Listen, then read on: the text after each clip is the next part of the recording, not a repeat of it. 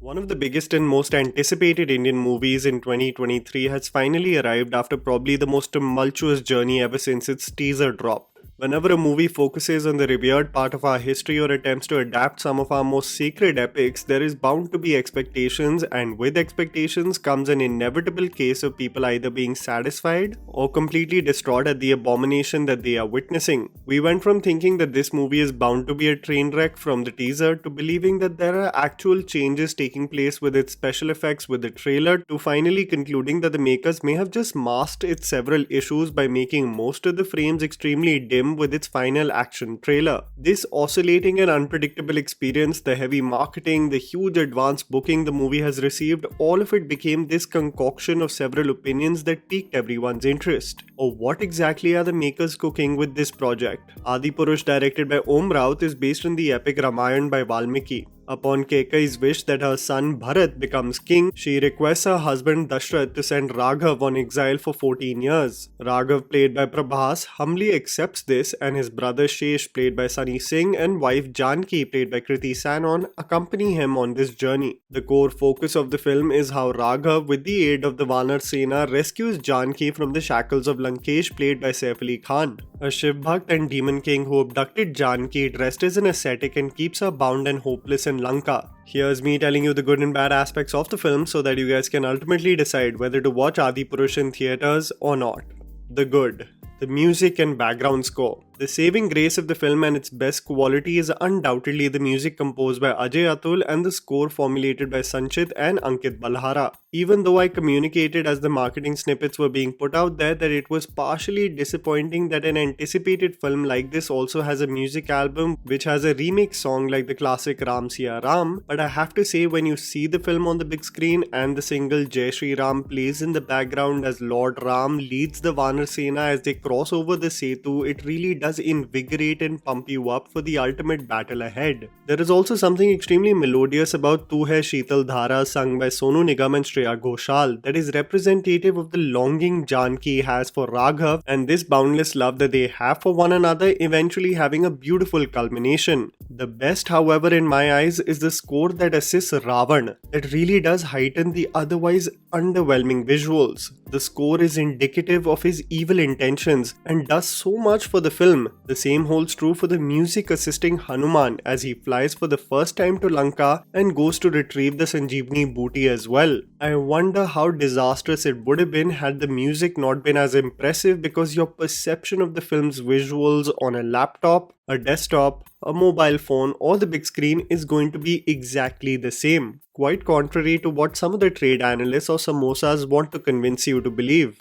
Mixed performances. The ensemble cast and the expectations their fan bases have are in for a rather mediocre experience in the cinema hall because neither is someone a standout in terms of being a show stealer nor are they so obviously out of their depth that I'm going to point them out and say that they stuck out like a sore thumb. The one I can say really put his best foot forward is Saif Ali Khan as Lankesh. The styling, something which I will come to later, does not help. But he really puts his heart and soul into attempting at least to become the demon king who should be feared, especially in his introduction as he pays tribute to Lord Shiva. It's sad, however, because he is dressed like a Game of Thrones extra with a TikTok hairstyle. So when he thumps his feet in a tandav or gets into an argument with his 10 heads, it borders on being comical. Prabhas has a sincere and calm demeanor in the initial minutes of the film, which is indicative of what Lord Ram represents, but it still tilts towards getting aggressive and angry as the journey commences, which I felt was a shift that did not really fit in the essence of what the character represents. It was also awkward when the wide shots clearly show a body double running and only a close-up of Prabhas flailing his arms showcases him ever physically moving. Sunny Singh as Shesh is sincere and Kriti Sanon in her limited appearance does a fair job. Vatsal Seth as Indrajit and Devdutt Nage as Hanuman may have done as the director and writer wanted, but they are handed over some of the worst dialogues in the film that actually ruins what Valmiki's text extracted, making some of the scenes representative of cringe dialogue bazi rather than holding on to the sacredness of the text.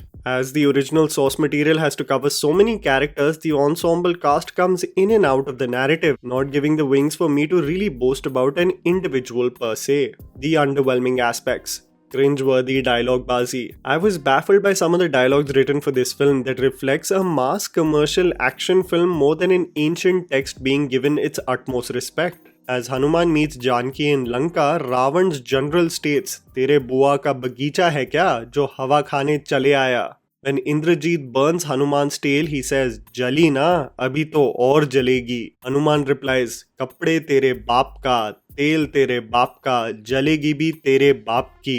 This is Lord Hanuman we are talking about, and why is he handed over these dialogues? Hanuman also says, "Jo hamari behnon ko haath lagayenge, unki lanka laga denge." I know that makers are trying to cater to the audience and the current environment, but this does not translate well at all with such dialogues. Awful CGI and masking flaws in visual effects. When everyone was wondering about the outcome of this film, as it was entirely shot in confined studios and has attempted to capture the entire film with motion capture, leading to several of its elements and characters just being digitally enhanced and created, you knew it was going to be a monumental task to make the experience convincing. The situation when you see the film is no different from what you saw in the marketing snippets of this film. The final product borders on being cartoonish, with having little to no impact on you, as it feels like a poorly rendered video game that you're playing in a demo mode. This is true from the introduction of the film, of Lord Ram fighting Asurs in an awfully crafted action scene, to the final battle where you have to squint your eyes to understand what exactly is happening. The frames are dim with a purpose, so that the Vanar Sena, entirely seeming like an extension of the characters from the Jungle Book exported at 240p, cannot be exposed with all their features. The moment you pick up the saturation and brightness in any frame, you can clearly tell the poor and incomplete job done by the makers, and this is something that an epic like Ramayan does not deserve, especially when there is such a massive investment riding on it. I mean, the dragon or whatever this is, just to indicate the antagonist's demonic presence, is such a poor choice because it looks cartoonish. There's no debate about it. One was of the hope that the visuals will become secondary if the screenplay and performances are engaging enough, but I have to sadly confess, it acts as a huge deterrent to be fully invested in this film. If you thought that in those 6 months something was being done to enhance the visuals, it was just a strategy to stall the release till the noise dissipates. Nothing more and nothing less. The only difference is that the 10 heads are not in one row but in 2 rows in the final edit.